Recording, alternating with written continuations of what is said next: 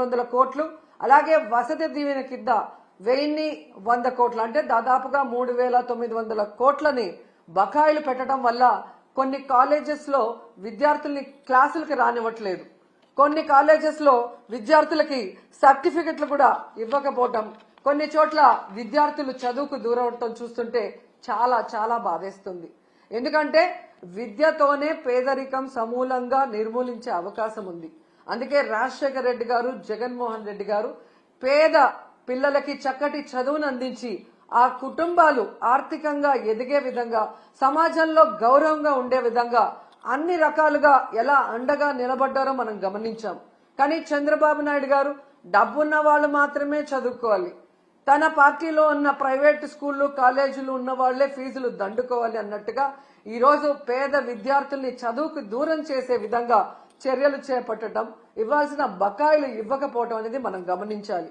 And ఈరోజు fee reimbursement అలాగే స్కాలర్షిప్లు బకాయిలు తొందరగా చెల్లించండి అయ్యా అని అడిగితే దానికి కొంతమంది మంత్రులు మీరు బకాయిలు పెట్టలేదా, మీ ప్రభుత్వంలో బకాయిలు లేవా అని విచిత్రంగా మాట్లాడుతున్నారు. ఆ మంత్రులకు గాని ఆ ఇతండంగా మాట్లాడే వారికి నేను తెలియజేసేది ఒక్కటే, 2019లో చంద్రబాబు నాయుడు గారు దిగిపోయే నాటికి 2800 కోట్లు బకాయిలు ఉన్నాయి. ఆ రోజు ఆ బకాయిల్ని జగన్మోహన్ రెడ్డి గారి ప్రభుత్వం సంపూర్ణంగా చెల్లించడమే కాకుండా తాను అధికారంలో వచ్చిన తర్వాత ఉన్న వాటిని కూడా ఎలా చెల్లించుకుంటూ వస్తున్నారో మనం చూసాం. సో ఎప్పుడూ కూడా ఒక ప్రభుత్వం మారినప్పుడు గత ప్రభుత్వంలో బకాయిలు ఉంటే వాటిని తీర్చాల్సిన బాధ్యత ఆ అధికారంలోకి వచ్చిన పార్టీకి ఉంటుంది. కానీ అధికారంలోకి వచ్చిన తర్వాత ఈరోజు చేతులు దులుపుకొని పేద విద్యార్థుల చదువుని దూరం చేసి మళ్లీ ఇతండంగా విచిత్రంగా మాట్లాడటం ఎంతవరకు సమంజసమని నేను ప్రశ్నిస్తున్నా. అండ్ ఈరోజు మీరు చూస్తే ఇది చంద్రబాబు నాయుడికి ఇది కొత్త ఏం కాదు, మీరు గతంలో కూడా చూశారు. ఎందుకంటే పేదవాళ్ళంటే చంద్రబాబు నాయుడికి చిరాకు. పేదవాళ్ళు మనుషులు కారనా, వాళ్ళకి చదువు అవసరం లేదనుకుంటారో ఏంటో నాకు తెలియదు. కానీ వైఎస్ఆర్ గారు తీసుకొచ్చిన ఈ ఫీజు రియంబర్స్మెంట్ ని ఏ విధంగా ఇంజనీరింగ్ స్టూడెంట్స్ ని ఫీజు రియంబర్స్మెంట్ లో 35,000 రూపాయలకే కోత పెట్టి ఎంతమందిని ఇబ్బంది పెట్టారో మనం అందరం కూడా గమనించాం.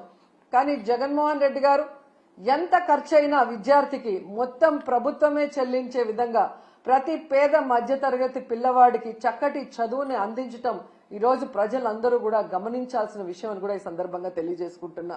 అండ్ ఈరోజు మీరు చూస్తే ఈ చంద్రబాబు నాయుడు గారు 3,900 కోట్ల ఈ స్కాలర్షిప్లు కానీ ఫీజు రియంబర్స్మెంట్ బకాయిలకు మాత్రమే ఆపలేదండి.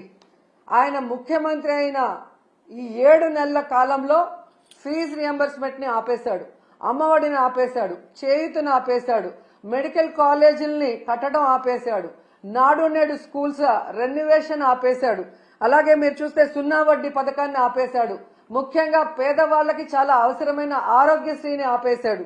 ఇక వాలంటీర్ వ్యవస్థని ఆపేయటం మనం అందరం కూడా చూస్తూనే ఉన్నాం.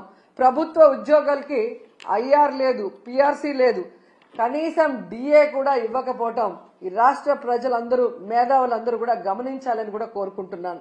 ఎందుకంటే ఒకవైపు జగన్మోహన్ రెడ్డి గారిని తిట్టడానికే టైంని స్పెండ్ చేస్తున్నారు. కానీ వాళ్ళు ఎన్నికల్లో ఏం ప్రచారం చేశాం, ఏ సంక్షేమాన్ని అందిస్తాం, ఏ అభివృద్ధిని అందిస్తామని చెప్పిన మాటల్ని మరిచిపోవడం ఇక్కడ మనం గమనించాలి. ఎందుకంటే మీరు చూశారు ఏ విధంగా అధికారంలోకి వస్తే మేము సూపర్ 6 అమలు చేస్తామని చెప్పారు. ఈయన లోకేష్ అయితే మేము సూపర్ 6 అమలు చేయకపోతే నా కాలర్ పట్టుకొని అడగండి అన్నారు. ఏ కాలర్ అండి? రైట్ కాలరా, లెఫ్ట్ కాలరా? అంటే కాలర్ పట్టుకొని నిలదీసి అడిగితే తప్ప మీరు సూపర్ 6 అమలు చేయరా? ఈరోజు చూస్తే చంద్రబాబు నాయుడు గారు ఎంత కూల్ గా సంపద సృష్టించాక ఆదాయం పెరిగాక అప్పుడు సూపర్ 6 ని అమలు చేస్తామని చావు కబురు చల్లగా చెప్తున్నారు. మరి ఆ రోజు చంద్రబాబు నాయుడు గారు, పవన్ కళ్యాణ్ గారు ఎన్నికల్లో ప్రచారం చేస్తున్నప్పుడు మీకు తెలీదా? ఎందుకు ఆ రోజు ఇదే మాట చెప్పలేదు? మేము వచ్చాక సంపద సృష్టించాక ఆదాయం పెరిగితేనే సూపర్ 6 అమలు చేస్తాం, లేకపోతే చేయలేమని ఆ రోజు ఎందుకు చెప్పలేదని అడుగుతున్నా. ప్రజల్ని మోసం చేయాలన్న ఆలోచనతోనే కదా అబద్ధం చెప్పారు.